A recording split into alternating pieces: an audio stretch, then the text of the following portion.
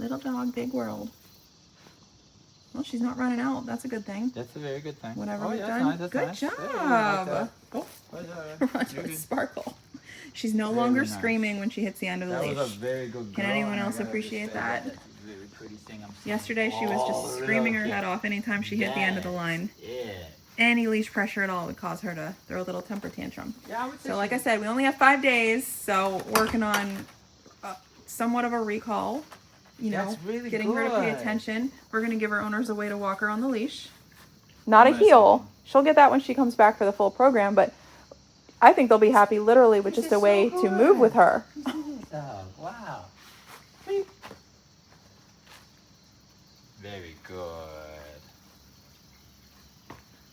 That attention was something we weren't seeing yesterday. I have forgot her name again. Josie. Ah. So cute. Josie. Oh, look at that. That's a good girl. Break. Good. Yay! New location today. We're out of the training room. We are on a 6-foot slip lead. And believe it or not, just the fact that she's moving with us is progress. Because like I said yesterday, any pressure at all would cause a temper tantrum. Screaming, flopping around, alligator rolls. So basically we're just working on light pressure and release. So when she feels pressure on the leash, it just means to relieve that pressure, you come back. Come here. There's the beep, and there's the recall. Beep again. There's the attitude. There's the attitude. She knows this. If she didn't know it, she wouldn't be doing anything but. So we got to see her try to run away, right? so as soon as a recall, it's like, gotta, of course. Anything but listen. Does she think that recall means run away? No. She's smart, right? Gotta try it. Anything but listen. Why? Because it's hierarchy, and they make you earn your position in the hierarchy. So she, after she gets a correction, she comes to the safety zone, which is just finishing the command. Good girl.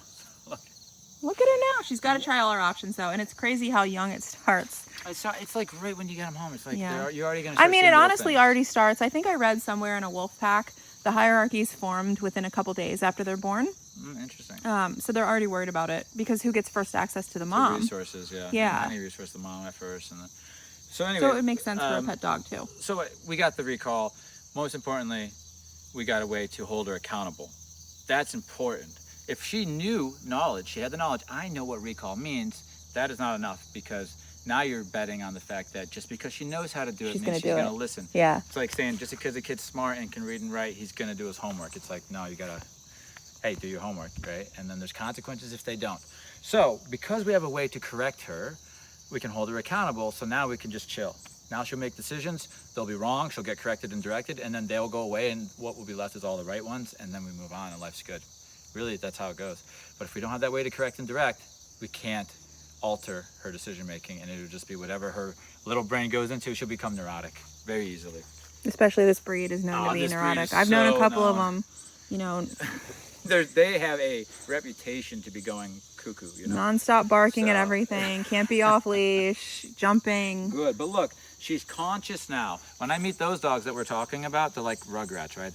They're not home. That's what we say in the industry, is like, well, at least we do. They're not home. They're not even conscious. They don't have what she has right now, which is a clear head where she's communicating with me. They're just reacting. So they're in the reactionary world. I just react to noises. There's a noise, boom, reaction. No thinking anymore.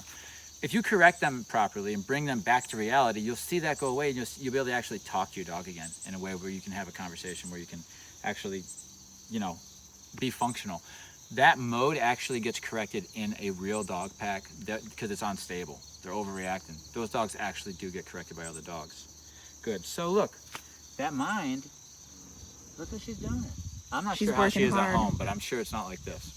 She's working very hard. She's working very hard. hard. You see the shivering. It's not cold out. That shivering is the release of the energy. She's got to work so hard to control her body position, her energy, her mental state. Yeah, she's doing the opposite of what her old association which would probably be everywhere. I'm sure the old association to this particular event is high energy and right, and now she's got to go low energy and chill, right? So she's re-altering her response. Look at her, and she's so cute. Shaking like this. Yeah. Good. That will balance out as she starts to get rid of the old and accept the new.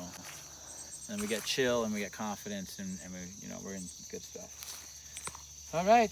Good Break. girl. Break. Still learning the release. One of the important things that I do want the owners to see here, it's an important part. She's only here for a week, right? So this is an important part. One of the things I'm talking to her about this leash is that, one, like, don't pull, but don't let it get tight. But if you feel me say leash pressure, right? If I say Don't throw a this, tantrum. and she bucks against it, I will correct. But if she yields to my leash pressure, so if I'm saying go this way, she goes that way, then it's a good girl. So watch right here. Here's a conversation. Boom, conversation. I did not correct there. Good girl. God, that's such a big improvement from yesterday. She said, let me go in the direction that he is in because, right? Otherwise the correction's coming. That's why she did it. But she did the good girl. She did a good job, so she got a good girl instead. So now, honestly, guys, in the beginning, she's going to be conscious of thinking right now. So you see a lot of thinking. But then she's just going to associate these responses, and they're going to be easy, and they're going to be default. They're going to be the ones you want. Meaning she will just be doing them without you asking.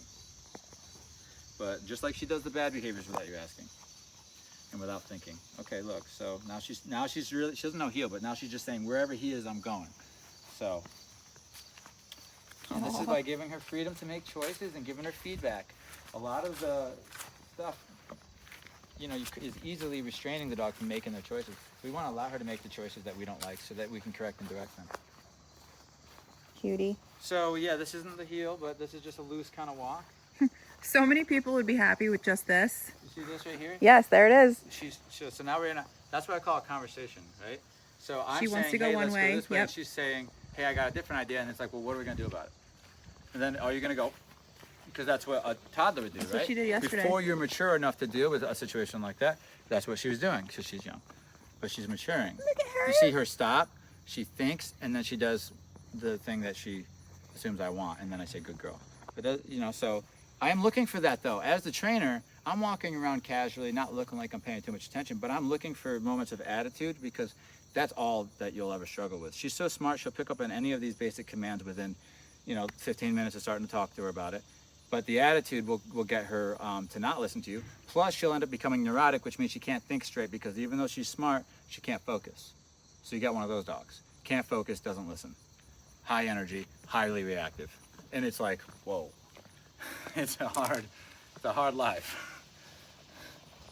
Good, because that little thing can make a lot of noise. Oh, I know. She hasn't since she got corrected for going crazy in the kennel. When she first got here, we put her in the kennel for a minute, God forbid. Screaming. This is another thing they'll do. They'll see a person. She doesn't like me better than Josh. She just sees me as an option to get out of listening. I'm going to start with the recall. This is a conversation starter. This is an opportunity right here. The dog's giving you a moment like this. It's an opportunity. Come. She says, no, I'd rather stay with this. No, she gets a correction. There's the correction. Light, but she got it. Ask again. And girl. bam. The perfect example of e-collar training. Like I said, she doesn't like me better than Josh. It's just an option for her to get out of listening. Yes. If you were the one working, she'd be going to me. She'd be going to, yeah. It's manipulation at its finest, but they're so good at these things. Charm and all this stuff. You have to recognize it, though. Now, listen. She came to me after the first correction was mild. Second correction wasn't going to be so mild. That's why she's listening. That's real life. You're not going to keep getting warnings for getting pulled over by a cop. If you did, that cop's not doing their job. You know that, I know that, and nobody learns anything. And then you're stuck in nagging your dog where you have to keep asking every day. And you've been working at the state for a year or two, and you're still asking. It's like, Good if you don't listen, there will be firm corrections. Once they know that and they believe you, life is different. It's different. But if you're flimsy with it, they know that too, and now they're going to be fussy. They kind of listen. How frustrating is that? Kind of listening. But it's not super reliable, and it's very frustrating, embarrassing, and stressful. Good. So I take it seriously. If she didn't recall that second time, it was going to be a firmer correction. But she already knows that. Good girl. She's no bigger than your shoe. Girl. And yet, though, she's small. So this is what's keeping her from developing, right? Small and cute. Pick up a lot, less baby. likely to punish. Yeah. It just means that. I don't know why. It just is going to happen. Small, cute. You're not going to punish her the same way you would punish the 300-pound guy who just knocked over everything, right? So actually, what happens there, if that part of your brain takes over, you're actually stealing from her, robbing from her learning opportunities that are natural for her development. So she'll be underdeveloped, and then she'll be neurotic because she's underdeveloped. She's immature. She's overreactive. Yeah. Give her these learning lessons just like you would. Of course, she's small. You have to do it consciously and make sure you're doing your stuff, know how to do it. But It needs to happen, otherwise she won't develop. And I think it's a big reason why these small dogs become so crazy, is because we don't treat them like we would another dog when they do something wrong. She's barking, what are we gonna do? Pick her up? Yeah. Yep. That's it. I Put know. that on repeat for even a couple of weeks and it's I like, know. life is gonna be very rough, right? 300-pound dog, you can't do that, you can't, you know? So